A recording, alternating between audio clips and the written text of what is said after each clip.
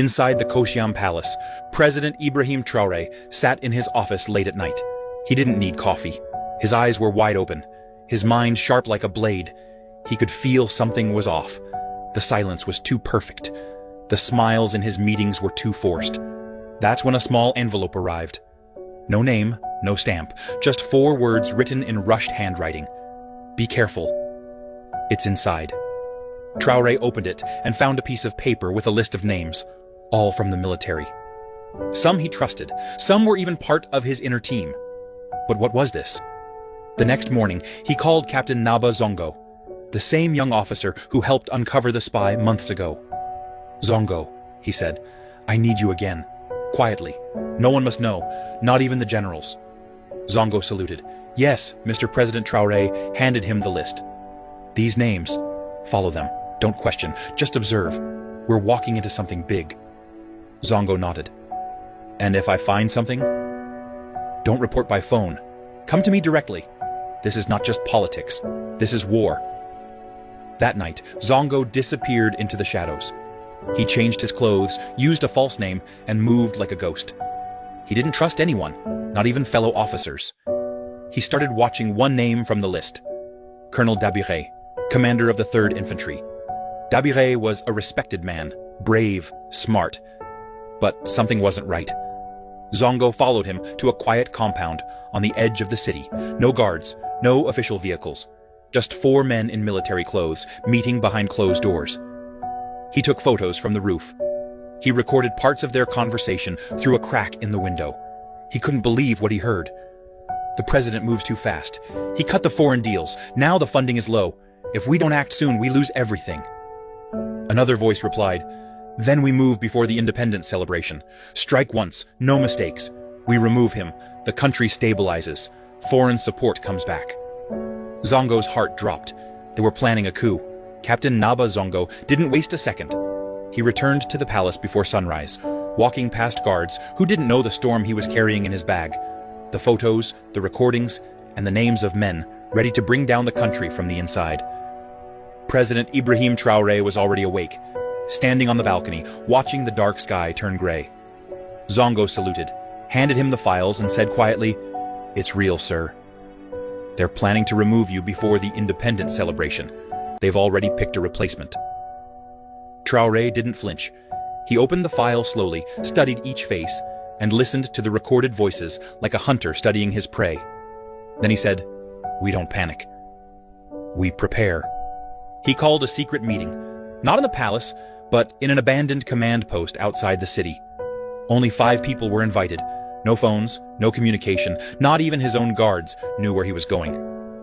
Inside that dusty old room, he laid out the evidence on a wooden table. These men are not just rebels, he said. They are trained officers. Some of them fought beside me, some I shared meals with. And now, they are planning to stab the country in the back. One general shook his head. We can arrest them now. No, Traoré replied. If we move too early, we catch the foot soldiers. But the mind behind this? He will run. Zongo leaned forward. You think there's someone higher? I know there is, Traoré said. Colonel Dabiré is not smart enough to plan this alone. Someone else is pulling the strings. They all went quiet. Traoré's eyes narrowed. We let them go ahead, just far enough. Then we strike. For the next 5 days, the president lived a double life. In public, he gave speeches, shook hands, and smiled for the cameras. But behind the scenes, he was moving his loyal forces, checking weapons and locking down key places, the airport, the national radio station, the barracks.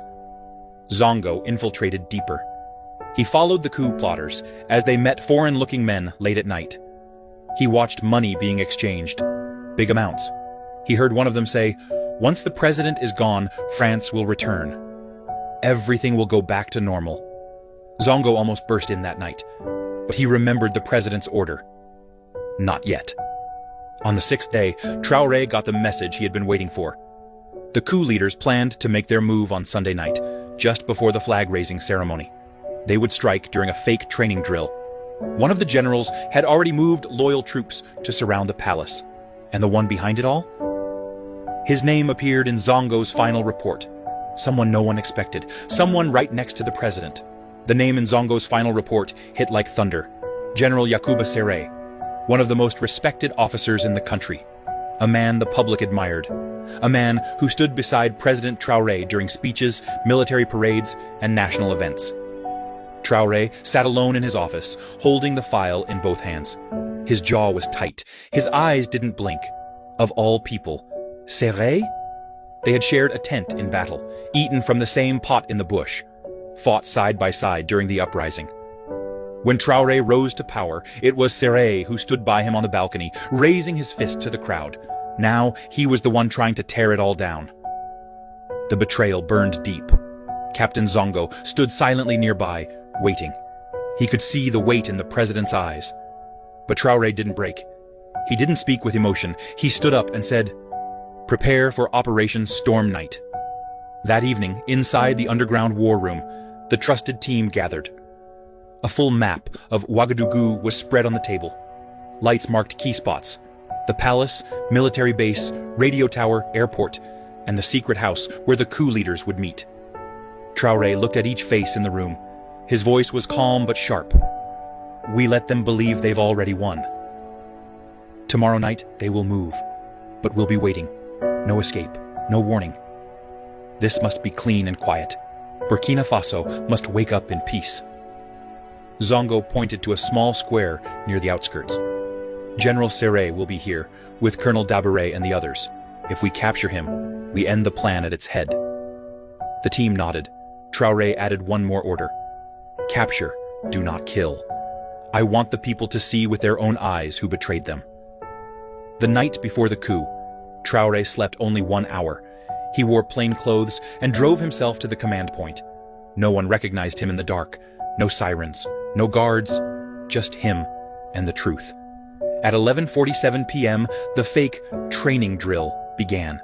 Soldiers loyal to Sere moved toward the palace, but they were met with confusion.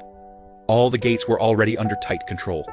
Guards who were supposed to be part of the coup were quietly replaced the day before. At 12:08 a.m., the coup leaders arrived at their secret meeting point and walked into a trap. Zongo led the unit. "Down, on your knees, drop your weapons." Dabire reached for his gun, but was tackled to the ground. Sere raised his hands slowly, his face pale. He had no fight left. "You?" he said, looking at Zongo. "You were the shadow." "No," Zongo replied. "I was the mirror. You betrayed yourself." By dawn, the streets of Ouagadougou were calm. The sun rose like any other day. Shops opened. Children walked to school. Radios played soft music. But behind the scenes, the country had escaped disaster. In a single night, President Ibrahim Traoré had stopped a full-blown military coup. Not with loud force, but with quiet precision. The coup leaders were taken to a secure location, far from the city. No public noise, no media alerts. The people didn't even know what had happened. Not yet, but Traoré knew he couldn't keep it hidden for long. At 7:30 a.m., he walked into the press room at the Koshiam Palace, dressed in his army uniform. No suit, no ceremony. His face was calm, but serious. Cameras flashed. Journalists sat up straighter. He spoke slowly. "Last night, your country was almost taken from you," he began. "A small group of men, trained, armed, and dressed like patriots, tried to undo everything we've built." The room went silent. "They didn't come from outside," he said. "They came from within, from our own ranks, from people who smiled at us during the day, but plotted our downfall at night." He paused, but they forgot one thing. Burkina Faso is not for sale, not to old powers, not to money, not to fear. A few reporters had tears in their eyes. Some were frozen in shock. "Those behind this plot have been arrested. They will face justice, not because we seek revenge, but because we must protect truth. We must protect the people." Outside, the crowd was growing. People had begun to hear. Whispers turned into questions. Questions turned into anger. Then came cheers. Traoré ended his speech with one powerful line. "You cannot kill a tree that has roots in the people. I serve the people. I stand with the people. And I will fall with the people. But I will never fall for the enemy." That day, across social media, images of the president standing firm went viral. No one expected such calm leadership. No one expected the president to be 10 steps ahead. In the afternoon, he visited the army headquarters and spoke to the loyal soldiers. "You held the line," he told them. "You didn't join the darkness. And because of that, the light still shines." He gave each of them a small pin, the symbol of the revolution, a black star on red. "These men tried to use your uniforms to betray your country, but today your uniform stands for courage." Meanwhile, the people had just one question on their lips. How did he know? The answer was even more shocking. While the country celebrated and foreign news began to report what had happened in Ouagadougou, only a few people knew the full truth behind how the plot was stopped in time. It wasn't just the list in the envelope. It wasn't just Captain Zongo's brilliant fieldwork. There was someone else. Someone deep inside the shadows. A man no one had seen. A man even the coup plotters trusted. He was the final piece of the puzzle. President Traoré sat in a private room with Zongo, going over the files one last time. There was one name Zongo had left out of the reports. One name he gave directly to the president in a sealed file. "He was one of them," Zongo said. "But he came to me." Traoré raised an eyebrow.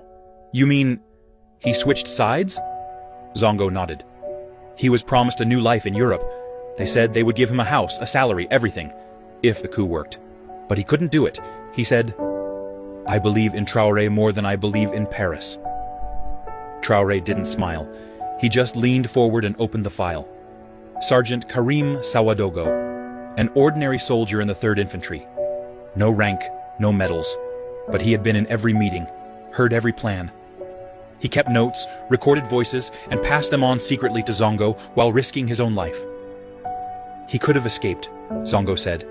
"He could have let it happen. But he chose to serve the truth." Traoré nodded slowly. "Bring him to me." That evening, the young sergeant entered the president's office nervously. He was sweating, his hands stiff by his sides. Traoré walked over and placed a hand on his shoulder. "You didn't have to do what you did," he said quietly. "You had every reason to stay silent. But you stood up for your country." Karim's voice was soft. "You once said in a speech, 'The fight for Africa is not for the loud ones, it's for the loyal ones.' That stayed in my heart." Traoré looked him in the eye. "You've done more for this country in silence than others have done with loud speeches." He handed him a new rank badge. "From today, you're no longer a hidden soldier. You are a protector of the people." Karim saluted with tears in his eyes, but not everyone was crying for joy. The foreign powers who backed the coup were embarrassed. They denied everything. They said, "Burkina Faso is imagining things." But they knew their plan had failed. And the man who ruined their plan? A young soldier, a quiet officer, and a president who refused to bow. But the fight was not over. The people of Burkina Faso had been saved this time. But how many other plans were hiding in the dark? President Traoré made a decision that night. No more surprises. No more shadows. He would clean the system from top to bottom. And he would start with the ones wearing uniforms and hiding knives behind their backs. The days that followed were not quiet. The failed coup had left a crack in the system, and President Ibrahim Traoré was not going to let that crack grow into a wound. He didn't wait for the dust to settle. One by one, he summoned every senior officer, every regional commander, every high-ranking bureaucrat in the security system. No more hiding, no more pretending. Each one was asked a simple question. Where were you the night the country almost died? Some answered with pride, some with shame. A few stayed silent. But Ibrahim was not hunting for revenge. He was hunting for truth. He formed a new committee, led by Captain Zongo, and a team of trusted civilians. Teachers, lawyers, retired officers, even market leaders, people with no loyalty to titles, only to justice. They were given full power to investigate corruption and loyalty in every department of the armed forces. The streets of Ouagadougou watched in amazement. Officers who once walked with pride were seen being questioned, their assets frozen, their homes searched. New officers, younger and loyal to the people, were promoted. For once, merit replaced favor. But the boldest move came 10 days later. Traoré walked into the National Defense Council, a room filled with powerful men who had ruled from behind desks for years. Some looked nervous, some looked angry. He stood at the center, his voice strong. "I was almost killed because some of you value power more than the people. That ends today." He pulled a document from his coat and placed it on the table. "This is a full reformation plan. Military salaries will be public. Promotion must go through citizen review, and no foreign link will be allowed unless approved by this nation's heart, its people." A few generals stood up. One tried to object. Traoré cut him off. "If you have a problem, the door is open. You can walk out and find a job in France. But in Burkina Faso, we are done being servants." One by one, the old wolves left, and the new lions entered. Meanwhile, the people were watching closely. Every day, the radio told them another corrupt official had been removed. Every week, they saw new young leaders from their own villages taking positions of power. For once, they saw a government that didn't just speak of justice, it acted on it. But Traoré was still not finished. In a surprise visit, he went to a military training camp and gathered young cadets. No media, no cameras, just him and the next generation. He told them, "Your weapon is not your gun, it's your loyalty. The future of Africa depends on men and women who do not bend when offered money. Stay poor with honor, and you will die rich in respect." The cadets rose and shouted in unison, "For the people, for Burkina Faso." That night, Ibrahim Traoré returned to the palace. He stood alone, looking out at the quiet city lights. He had stopped a coup, exposed traitors, rebuilt the military, and reminded the world that leadership is not about fear, it's about courage. He wasn't looking for applause, he wasn't chasing power, he was just doing what was right. And the people? They weren't just proud, they were awake. Because now they knew, if anyone tried to sell the country again, they would have to face the lion,